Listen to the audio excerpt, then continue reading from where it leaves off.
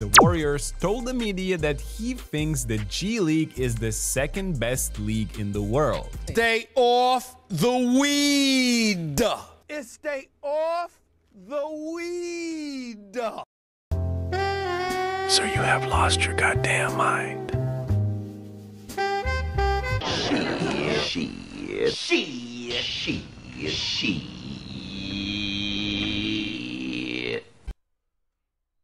Damn, that boy wavy. I hate to break it to y'all. It's not. It's not.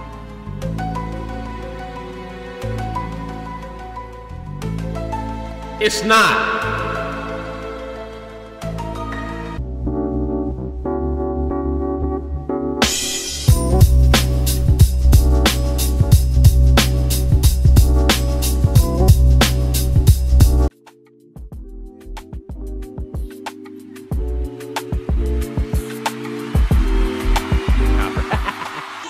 Subscribe. To make millions and hundreds of millions of dollars.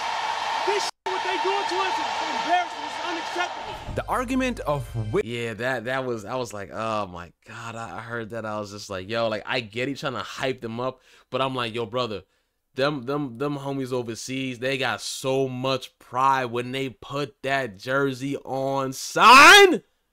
So much pride, bro. Like, I can't.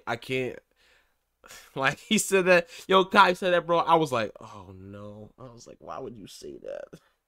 Like, dead serious, bro. I was like, why? playing style is better, European or American one, has been quite the topic in the basketball world. Let's talk about This past weekend, another chapter was written. Unicaja Malaga, which is, with all due respect to them, a medium-level team in Europe, dominated the G League United in the FIBA Intercontinental Cup and beat them by 15. The game had some extra spice on it. Right before the start, Juan Toscano Anderson, a former NBA champion with the Warriors, told the media that he thinks the G League is the second best league in the world. I hate to break it to y'all. It's not. It's not.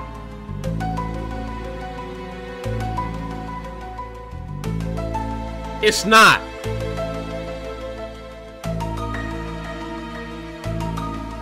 It's not.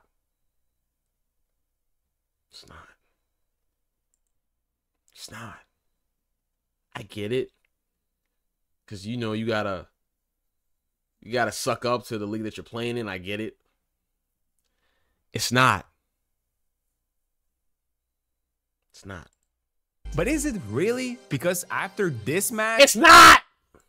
Even he probably changed his opinion. Let's see the differences between European and American basketball this match exposed once again, and why Toscano Anderson was wrong. Getting the steal, Ozakowski drives in, banks it in! First of all, a disclaimer, this video is not made to diminish one or the other style of play. I mean, you can't say that. It is pretty simple. We won't go, you can't say that. It's extremely different on two sides of the ocean. And Unicaja versus G League United was a great example of the two philosophies and how those shape the habits of European and American players. Their fundamentals Let's go are so much better than ours, of bro. the G Leaguers first. Of course, the athleticism, and with that I mean speed, jumping, and active hands stood out in their favor right from the get-go. A couple of denials from receiving the ball here, and later a 1v1 battle between the centers ends up in a blocked skyhook attempt. Trust me, we don't see that in Europe often. 2 minutes later, a mobile center is doing his job once again,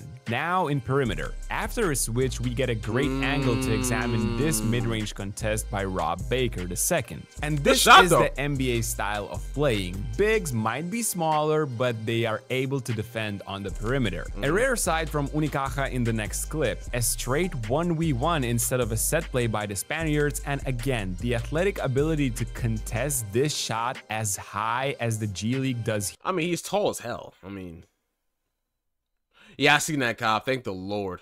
here would stand out in Europe easily. Now we might have some. something. The G League were struggling heavily. Fast break and semi-transition were two areas where they were efficient. After Unicaja miss here, 4 guys are running smoothly in transition. 3 guys occupy wings, leaving more space for the ball handler and extending the defense until one of them is wide open for the layup. Offensively, the scheme wasn't fancy or hard to understand. A lot came from 5-out offenses or simply attacking 1v1. Like here, closeout catch, a jab step, and a hard drive gets the job done. Or here, after a missed free throw, everybody is spread out. Unicaja are not closing gaps properly, allowing the higher levels of athleticism and dribbling skills to shine. Also, the value of possession was clear as night and day. And for those who watch NBA and Euroleague simultaneously, that shouldn't come as a big surprise. Here, the G Leaguers choose a contested after the dribble pull-up jump shot as their first attempt of the quarter and they swish it. Yeah, it's a great outcome, but is it really a great shot not looking at how it ended? Especially after the timeout, which in Europe usually means a fancy special design play. It should stun your opponent and generate a high percentage field goal such as a layup or a wide open free. In this game, there were multiple instances where G League United would just dribble the ball up, play a straight up ISO and fake. An additional defense. He said the best, bro.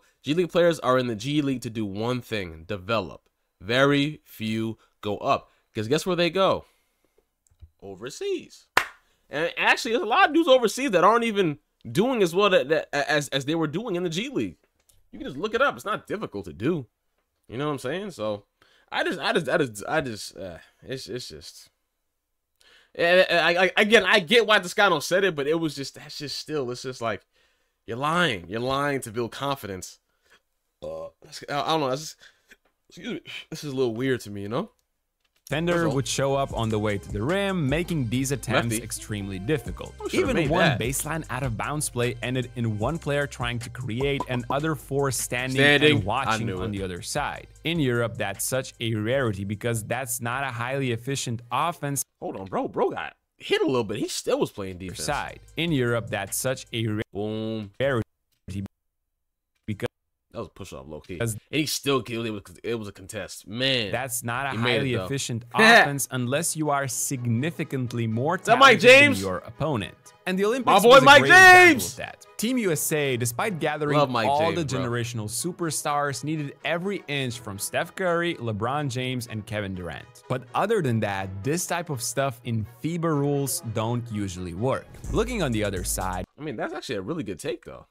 Needed every inch from Steph Curry, LeBron James, and Kevin Durant. But other than that's actually a good take. Type of stuff in FIBA rules, that's actually a really that's a really good move. What are you talking about? Don't usually work. Looking on the other side, I get it. Things did not go G League's way defensively. However, the patterns are obvious. The majority of these things you're about to see were problematic for Team USA in last year's World Cup and this year's Olympics. For example, off-ball movement. One-on-one basketball isn't the way to go in Europe. Smaller court, less skilled, and slower players asks for different options. And the next clip is a great example of how this fundamental can create high-quality shots. Floppy action does not do much here because the G League's team switch. But Unicaja keep the ball and people moving after this entry pass. High-low cut evolves into a blind pick action with this guard moving without the basketball just enough to create a wide open. I ain't gonna lie to you. They had options just now. Keep the ball and people moving after this entry pass. High-low cut. Why are you helping so hard? Now you got man in the corner, man up top, and you make it number 2. Number 2 is probably, if you give it to the bro top of the key, number 2 gonna have to force to get up, and then my man that's number 2's guarding, he'll just cut down low. It evolves into. They have a lot of options, bro. Like, look. Big action with. Man, wide open over there. This guard moving without 2 men were wide open. Just enough to create a wide open attempt. Just no. Later, it's another post-up that gets double-teamed. Everything seems under control until the closest man is caught ball watching and his man utilizes that fully to his advantage. Too easy. And I would say ball watching on defense is one of the biggest problems in American basketball. We'll get into the details a bit later. Here is another. I agree 1000%. I was saying this before. Even while I play a lot, right? I'll say like this. A lot of people like playing with me, but a lot of people like playing with me because I call out a lot too. Yo, watch your man come baseline, baseline, backdoor, backdoor. Watch your man, he's doubling. You don't got to double. You just don't need to double. I'm consistently, but that's what you're supposed to do. That's just regular basketball, bro. Especially if you're a floor general, bro. You have to call out all of those things. Watch the switch, watch the switch. I got it. Don't worry. Don't hedge. You got to call those things out, bro. And when I was watching, even y'all know, during the NBA season, I'm watching the players' mouths, seeing if they're saying anything. And some of the times, bro, even Golden State, they were not communicating a lot. They were getting caught all of these screens, the back doors, and all. I saw it way too many times. Ball watching so much, not boxing out, not watching their man come and cut baseline to get like a putback dunk or whatever it may be.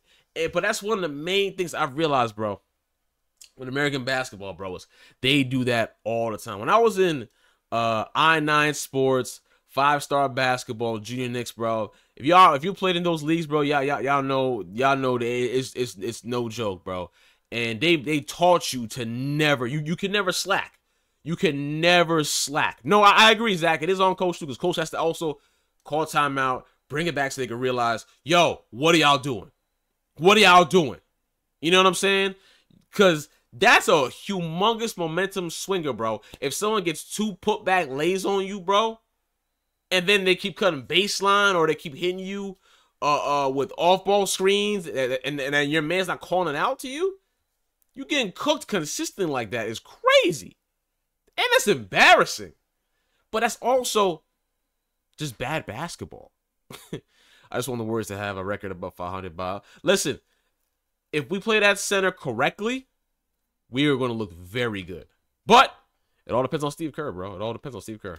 Other off-ball scheme, the Spaniards ran a lot in this game, and I absolutely loved it. After this guard-to-guard action, a flare screen follows, but Kalinowski recognizes that his defender is cheating going under, so he comes back instantly, getting a great look just off of that. Another huge problem that is widely connected to ball watching on defense is defensive rebounding. Or the offensive rebounding for the opponent. Europeans destroyed their opponents with second chances and got those just because nobody were boxing them out. And here's what I just say. What did I just say? I didn't watch this, by the way.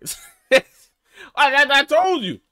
A reminder for you, last year in the World Cup, there were instances where Team USA allowed 23 and 18 second chance opportunities for their opponents in subsequent matches. This next example speaks louder than 1,000 words. A great defensive possession by the United is followed by a terrible box-out execution. Look at this nonsense. This next example speaks louder than 1,000 words. A great defensive possession by the Shot goes up. At least one of them is looking at the, well, 2 of them. My man in the corner, my man on the wing over there. They're looking at their man, right? Look, boxes him out. You know who messed that whole play up?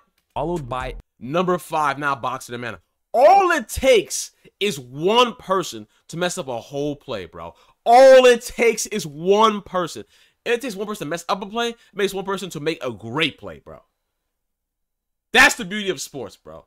It takes one person to F up a play. It takes one person to make a play very special. It really does, bro. And it sucks because everybody did their part. Louder than 1,000 words. Everybody did their part. Defensive possession by the United is... Boom. He got his man. He's feeling where he is. Number 5 is the only one. Terrible box-out execution. And then before, just I don't know what happened. He's got lost after that. The shot is in the air. Watch this. 2 guys are completely ball watching only, not bumping. Oh, and Levin, I'm sorry. Naga is trying to do so, but he forgets to stick to the play after the ball gets tipped. Yep. After the ball gets tipped, he just gave up. Yep. One of the smallest guys on the entire court. The homies overseas, bro, they don't give up, bro. That's why I got a lot of love. On and on throughout the night. Yes. The physicality was not there, as it was another clear proof this basic European fundamental is not prioritized enough back in the States. It's not all about the wingspan and jumping ability in basketball after all. That last clip was also the reason Toscano Anderson decided to speak up and try to motivate his teammates by using this wording. I wasn't a fan of what Toscano said. Harris is calling with French B. I get it. Fly in comfort. On board our next generation A350. On board our generation for A3. Shut up. Better than this shit. Our dream is not to play fucking ACB. Our Our dream is not to play fucking Euroleague. Our dream is to play in the fucking National Basketball Association to make millions and hundreds of millions of dollars. You know what I mean?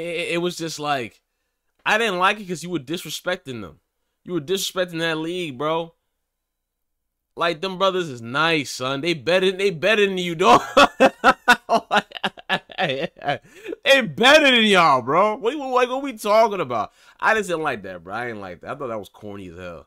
Oh, that was mad corny, bro. To disrespect them, to try to uplift you, I thought that was mad corny. I understood it, bro. But his chicken has no seasoning. Listen, P. That chicken is raw. Raw. This what they doing to us is embarrassing. It's unacceptable. Okay, last but and then also, what are you doing, Toscano? I asked you that. What are you doing? What were you doing to help out? You know what I mean? What were you doing? You know?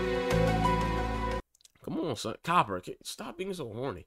not least, the G League United was a little bit stunned by this one particular defensive pick and roll coverage, which has vanished from the NBA in the recent years. Yes, it has. After the halftime, Unicaja decided to hedge some of the two-man action their opponents were running. Watch the big here make two aggressive steps towards the ball handler, forcing him to retract. His rolling teammate is open for a split second, but this pass is late, and it leads to a turnover, which Unicaja quickly convert to points. Hedging is a very popular concept in Europe against the best perimeter players. However, the size of an NBA court and everybody making three-point shots made it almost unusable in today's league. Players are simply not used to it anymore, thus making it harder for the G League United to punish this coverage, for example here, with a short roll pass creating a 4v3 situation. Now, all of this created a sequence of 2 straight possessions in the third quarter where the short roll is open right there, but the guards just don't know how to beat this defense with one pass, giving time for the low man to come back towards his own man and steal this. Yes, this tournament served as a preseason for both teams, but this game once again was a clear example of how the 2 games of basketball are going into 2 very different directions. I'm not saying one or the other is better. It's always fun to compare the 2 when we have the chance. But here I'm interested in your opinions. Why do you think we have such a difference, and would you agree if we aligned all the rules for all the leagues? Let me know your thoughts in the comment section down below. Don't forget to drop a like and subscribe to our channel, and I'll see you in the next one.